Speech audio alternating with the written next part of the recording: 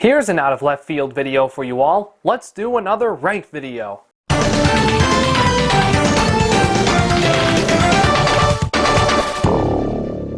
What do you think that will look like?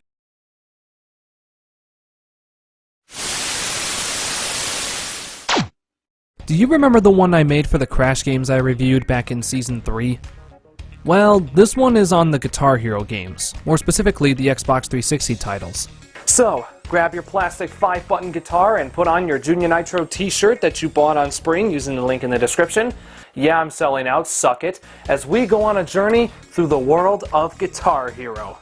Now, before we go through the list, let me go over the ground rules. As always, this list is based on my opinion.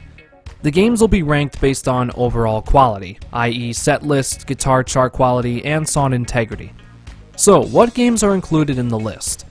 Guitar Hero 2, 3, Aerosmith, World Tour, Metallica, Smash Hits, 5, Band Hero, Van Halen, and Warriors of Rock.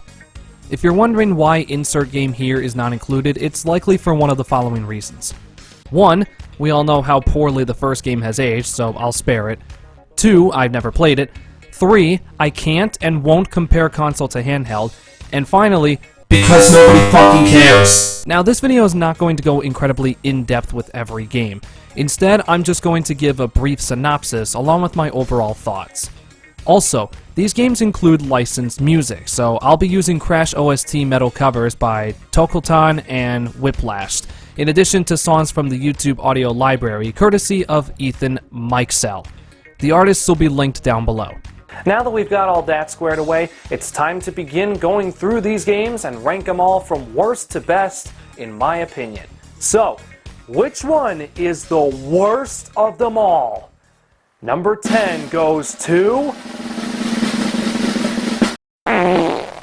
Yeah, this shouldn't come as a surprise to anybody. At the time, it certainly was innovative, but the problems that plagued the first game were still apparent in Guitar Hero 2. This game has a very solid set list with memorable hits like Psychobilly Freakout, Sweet Child of Mine, Stop, John the Fisherman, Freebird, Beast and the Harlot, Trogdor, and Jordan to name a few. However, that does not save the game from being pretty flawed. Back in 2006, it definitely was a must-have, but now you have other options. I would just skip this one in my opinion. Okay, we're off to a good start. For this game, my copy doesn't even work anymore. That pretty much sums up Guitar Hero Van Halen. So, we gotta borrow some gameplay from this guy. This was the 5th and final Guitar Hero game released in 2009, yes, and it was developed by Underground Development, who are known for developing Guitar Hero Van Halen. Ugh, one of those games, huh? I'll admit, it is really cool to see the real Van Halen in the game via motion capture, and it's also really cool that you can play all 3 of Eddie's solos. The biggest problem with this game, however, is the way the guest setlist was handled. Now, I stand by what Harmonix did with band-specific rock band games.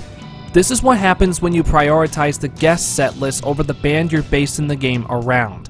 Van Halen feels like an afterthought here, like they were looking for a band that would sell copies because of who they are. At least with Aerosmith and Metallica, they let the bands choose the songs they wanted to include, but in this game, you can't tell me Van Halen wanted Judas Priest, or Weezer, or Killswitch Engage, or fucking Tenacious D. This is the Virgin Painkiller chart. They fucking cut out the drum solo at the beginning of the song. You know, the best part? Yeah, this game is average at best and fucking abysmal at worst. Hard pass.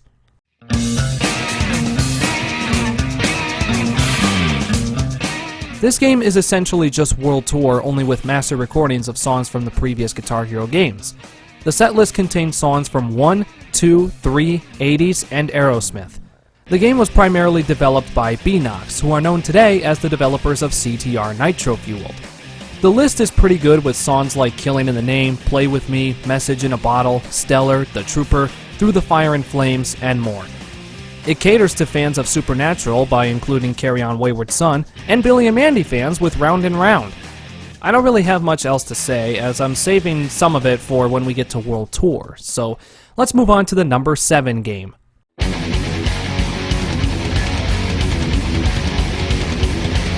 Before anyone asks, yes, I made Puffy Amiyumi, Mr. Glitch, and myself as custom characters, shut up.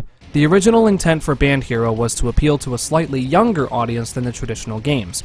As such, the setlist is rather tame, although there are still some good songs in here like ABC, I Want You to Want Me, Paralyzer, When I'm Gone, and Mr. Roboto. This game includes guest appearances from Maroon 5's Adam Levine, Taylor Swift, and No Doubt, the only full band in Guitar Hero history to appear in a game as a guest. This game is fine, I guess. While it's not the best, I still play it every so often.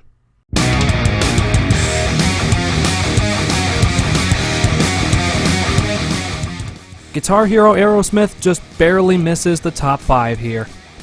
The game was the first in the series to primarily focus on one band. If you told me that this was a fan-made mod for Guitar Hero 3, I honestly would believe you because that's all this is. Though there are some hits like Love in an Elevator, Ragdoll, Kings and Queens, Sweet Emotion, Dream On, and Walk This Way, both original and the Run DMC mix. This is a pretty good game, but most of that credit goes to GH3. At least the cheat codes require you to play an actual guitar riff from songs that aren't even by Aerosmith. Nice one, guys. Good God, Steven Tyler, what the hell did they do to you? Yes, I made Billy and Mandy in this game too. That's not important. I'm gonna be completely honest. Guitar Hero 5's setlist is pretty weak compared to the rest of the series, but based on the core engine, this game is still better than the aforementioned installments. You got songs like You Give Love a Bad Name, Rain of Fire, Song 2, Under Pressure, The Rock Show, and Bullet with Butterfly Wings to name a few. This was the first game in the series to have the iconic Hypersphere venue. It was also the first to run on Neversoft's new engine, which allowed for chords to be hammered on and pulled off. This game isn't a personal favorite of mine, but it's still pretty good. Check it out sometime.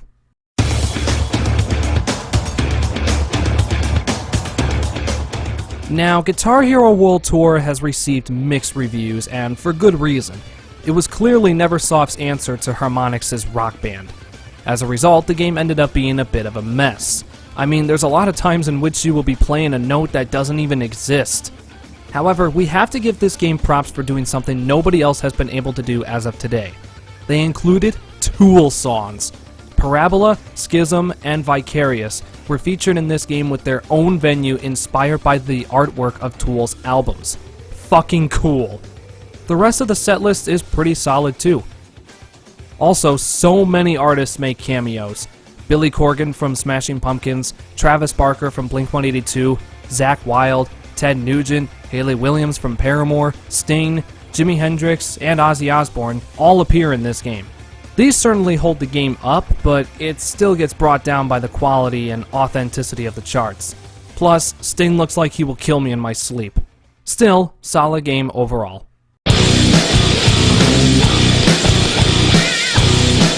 No doubt, fans aren't going to be too pleased about Guitar Hero 3 being this low on the list.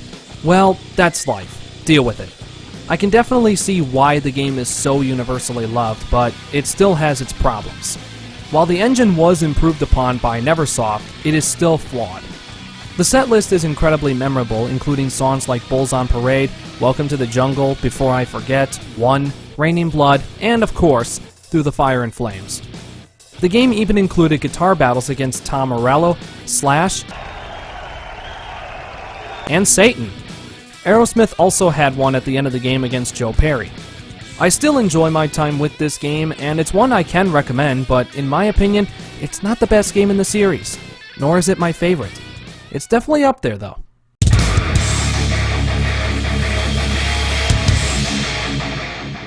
Yep, Guitar Hero Metallica comes in at number 2. This game just somehow got it right. They made it about Metallica with the guest list being picked by them. The charts are really accurate and the presentation is great. The game even includes guest appearances from King Diamond and the late Lemmy. The setlist is arguably the strongest in the series.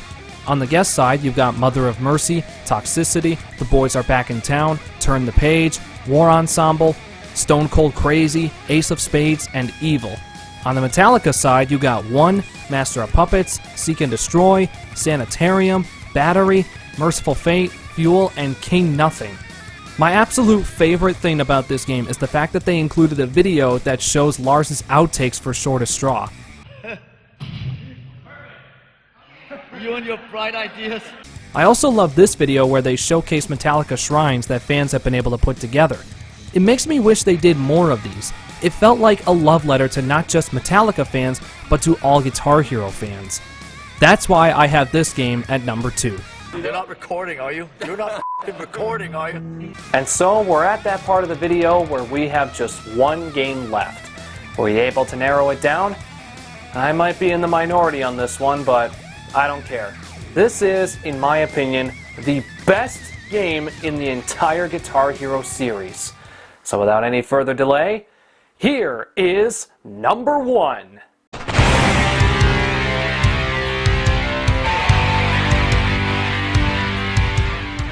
Guitar Hero Warriors of Rock. I fucking love this game. The quest mode is by far the best thing about this game. It tells the tale of two entities fighting for the fate of rock.